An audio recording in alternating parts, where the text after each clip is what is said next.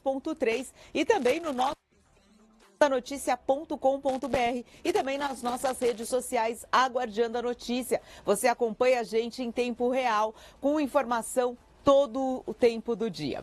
A gente vai seguir aqui com informações ainda sobre o Lollapalooza, esse grande evento que acontece em São Paulo. E detalhes é o Coronel Salles, que assumiu a presidência da SP Tours.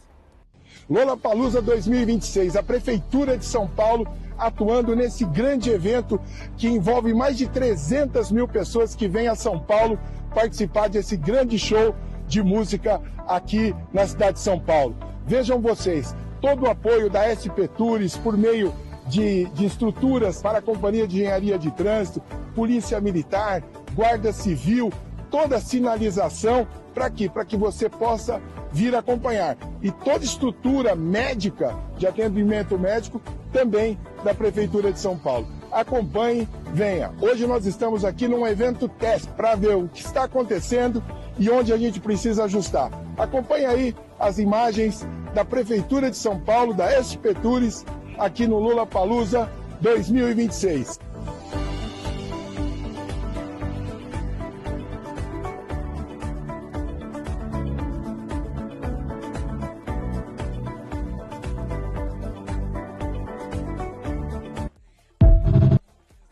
Agora, Fred, no dia que ele gravou esse vídeo, provavelmente ontem, que choveu muito em São Paulo, a expectativa não era das melhores, né? Você vê ali no gramado, aquela poça d'água ali, você vai pisar, você perde o sapato, você perde o tênis ali, certeza. Mas o Nazário já adiantou que a previsão é de tempo seco para os 3 dias de festival. Então, realmente, bom festival para você que está indo acompanhar. Os portões devem ser abertos em instantes, né? Agora às 11 da manhã e a partir do meio-dia já tem música para quem quiser curtir o Lollapalooza nessa sexta-feira, sábado e domingo. Perfeito. Aqui a gente vai falar agora de segurança. O coronel vira réu por feminicídio em São Paulo. Coronel da PM, réu por morte da esposa. A Justiça de São Paulo tornou ele o réu. Geraldo Leite Rosa Neto, acusado de matar a esposa, a policial militar Gisele Alves Santana, de 32 anos. O caso, inicialmente tratado como suicídio, mudou após as perícias e a investigação concluiu que a dinâmica do disparo não conduz como autoextermínio, ou seja, o suicídio. A denúncia ainda inclui feminicídio, qualificado fraude processual, já que o oficial teria alterado ali a cena do crime. Testemunhas também relataram um histórico de comportamento controlador, abuso de autoridade. O coronel segue preso preventivamente e o caso reforça o debate sobre a violência doméstica dentro das forças de segurança, né, Fred? Porque a gente imagina, até a Ali questionava, será que ele não deu indícios?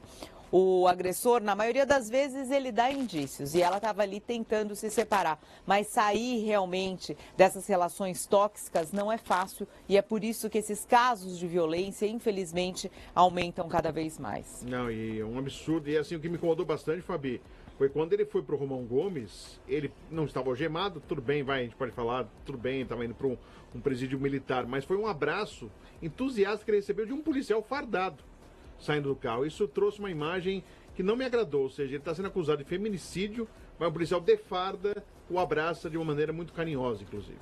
E esse cooperativismo realmente, né, Fred? Porque em qualquer caso, quando uma pessoa morre numa casa, ainda mais numa circunstância que fosse um suicídio, a investigação sempre ela é muito mais detalhada. A princípio, a polícia teria aceitado essa hipótese de suicídio e só mudou a versão por conta principalmente dos depoimentos dos familiares dela, que realmente ela já relatava essa violência que ela vinha seguindo. Então, esse corporativismo não pode existir em casos como esse. E não dá nem mais para chamar de coronel, né? Porque não tem coronel nenhum aqui, vamos combinar. Não respeitou a patente, a farda, e teve um outro detalhe, Fabi, desse caso, que foi um socorrista, que ele teve um olhar clínico, ele percebeu o cenário como estava ali, ao chegar na residência, ele tirou fotos, e por ele mesmo, ele acabou ajudando a polícia a identificar que realmente, opa, vamos dar uma olhadinha, porque parece que não seja suicídio. Tem algo estranho aqui, né?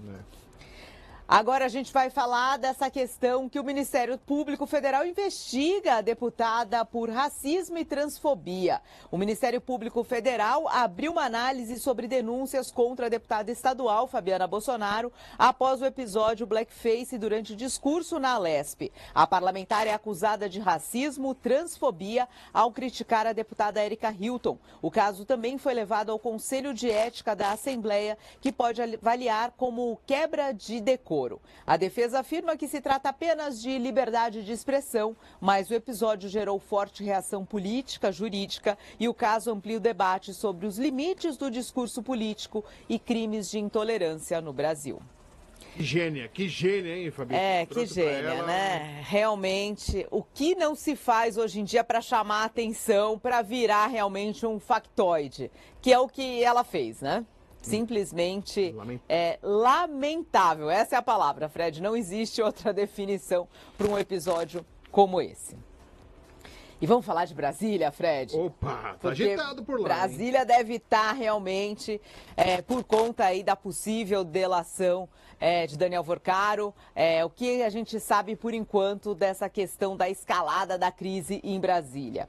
Vorcaro na Polícia Federal eleva a atenção no Congresso. A transferência do banqueiro para a Superintendência da Polícia Federal em Brasília acendeu o alerta de temperatura política. Nos bastidores cresce a expectativa que ele feche o acordo de delação premiada, o que preocupa principalmente lideranças do Centrão que temem ser atingidas. A base governista e oposição já se mobilizaram para explorar o caso politicamente, com discursos mais duros e pressão por investigações. Enquanto isso, o Centrão atua para conter o avanço das CPIs e esfriar o tema. O presidente Lula entrou no debate e afirmou que o escândalo do Banco Master teve origem no governo Bolsonaro, classificando o caso como o ovo da serpente. O cenário é confronto político direto com potencial de novos desdobramentos no Congresso, não só no Congresso, né, Fred, mas também no Supremo Tribunal Federal, porque a gente sabe aí do envolvimento do ministro Dias Toffoli e também do ministro Alexandre de Moraes. A gente quer saber, será que essa delação, ele vai ter realmente coragem nessa delação de atingir também o Supremo Tribunal Federal, aquele mesmo que o julga? Será, Fred? Olha, eu fico com um certo pé atrás, viu, Fabi? Que realmente muitas pessoas envolvidas e hoje está esse destaque, né?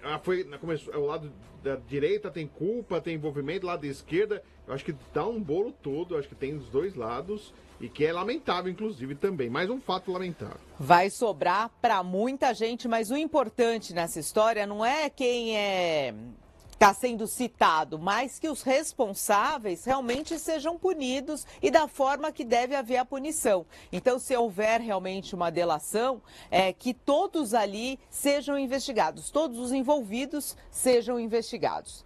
A gente fala aí em clima tenso em Brasília, mas é que tenso também o clima no Oriente Médio. O conflito no Oriente Médio ganhou um novo capítulo, com ataques coordenados do Irã, do Hezbollah contra Israel nesta sexta-feira. Mísseis foram lançados em direção ao território israelense e estilhaços atingiram uma área residencial da cidade, deixando ao menos um ferido. Sirenes de alerta foram acionadas. Segundo o governo iraniano, os alvos incluem estruturas estratégicas como o aeroporto de Ben Gurion e órgãos de segurança israelenses. O episódio aumenta a tensão global e reforça o risco de escalada militar na região, com possíveis impactos econômicos e geopolíticos. Possíveis não, né? A gente já está sentindo o impacto econômico e principalmente essa instabilidade mundial com esse conflito que chega ao 20º dia. A expectativa era que esse conflito tivesse um cessar o quanto antes e a gente vê que os desdobramentos levam para realmente um período ainda maior de conflito aí no Oriente Médio. Ainda que não tenha outros países entrando, né, mais nesse conflito e já tem, né, países europeus criticando o preço do petróleo, envolvendo o gás, tem a Rússia, tem a China, a gente pode ter uma escalada muito maior, infelizmente, desse conflito, né? Pois é. justamente com relação a isso, né? Qual vai ser, por quanto tempo os países aguentam ficar realmente sem se intrometer no que está acontecendo nesse conflito que envolve Estados Unidos, Israel e Irã a princípio. Mas a gente sabe que ali o Estreito de Hormuz tem muitos países com interesse, principalmente a Rússia e a China e também os países europeus. Lógico que o mundo inteiro sofre os impactos, como a gente vem sofrendo aqui com o aumento do diesel. A gente esperava uma queda na taxa de juros ainda maior. Essa queda não ocorreu justamente porque a gente vive essa instabilidade aí mundial. Então, o que era esperado de 0,5% de queda de juros foi apenas 0,25%. E a gente sabe que boa parte dessa decisão foi justamente por essa escalada aí do conflito. Então, os impactos também são sentidos de forma geral, com o aumento aí. Os caminhoneiros, a princípio, não falam ainda em greve, mas o clima ainda é tenso, né, Fred? Você entrevistou ontem o responsável. Entrevistou um dos movimentos, né, em relação aos caminhoneiros, que é o Chicão caminhoneiro, e ele disse um detalhe, né, Fabi, que pouca gente tem falado. Pode ser um alarde para exatamente trazer um pouquinho de um clima de terror, mas ele disse que, independente se tiver a paralisação ou não, poderemos ter racionamento de combustível. Já há cidades aqui no Brasil decretando situação de emergência em relação a combustíveis, dando prioridade aos serviços principais da cidade. Então a gente tem que pensar também nesse caso. Pode não ter paralisação, mas pode ter um racionamento de combustível. O que pode acontecer com todo esse conflito e esse problema que existe no país? Por enquanto não existe a paralisação, houve apenas os caminhões parando nos postos, mas sem carregar exatamente produtos, né? Mas agora fica a expectativa, será que poderemos ter racionamento de combustível? Pois é, além do racionamento, o aumento do preço, que já é sentido nas bombas, né? A gente sabe aí que o diesel, em média, já subiu mais de R$1, o que realmente impacta no bolso de todo mundo, porque o diesel é o combustível do transporte principal do Brasil, que é rodoviário. Então, o que chega na sua mesa vai por caminhão. O que a gente compra, desde vestimenta até móveis e eletrodomésticos, tudo é transportado por caminhão, então tem impacto também na economia. Bom, clima tenso, né? A gente começou falando de Lollapalooza para ser uma coisa mais leve aqui, mas não adianta. A gente vai entrando no noticiário, ele vai ficando denso. Por isso a gente vai para um rápido intervalo. Na sequência a gente volta com o jornalismo regional, o grande diferencial da Guardiã da Notícia.